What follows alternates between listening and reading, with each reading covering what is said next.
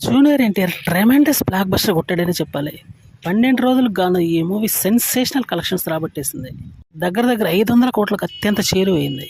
పూర్తి స్థాయి మిక్స్డ్ టాక్తో మొదలైనటువంటి ఈ దేవరా మూవీ జర్నీ ఇప్పటికి మాత్రం అద్దరిపోయి బ్లాక్ బస్టర్ అందుకుందనే చెప్పాలి. కొరటాల శివ ఎంతో కాన్ఫిడెంట్గా ముందు నుంచి చెప్తున్నాడు, ఖచ్చితంగా ఈ మూవీ చూస్తే సర్ప్రైజ్ అవుతారు అని. ఇప్పుడు జరిగింది కూడా అదే. ఫస్ట్లో ఏదో 1-2 షోలు కొంచెం డల్ అయ్యేటప్పటికి దాన్నే బేస్గా చేసుకొని కొంతమంది మాత్రం మూవీ అయిపోయింది అన్నట్టు చెప్పారు. కానీ ఇప్పుడు చూస్తే పూర్తి సీన్ రివర్స్ అయిందని అయితే అందరికీ అర్థమైపోయింది.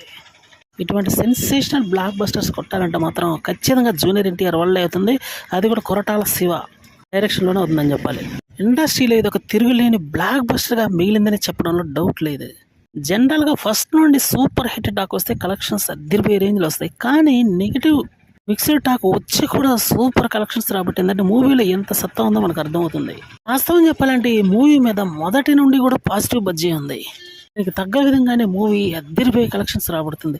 ఇది ఒక sensational block buster, clean hit అని చెప్పాలి.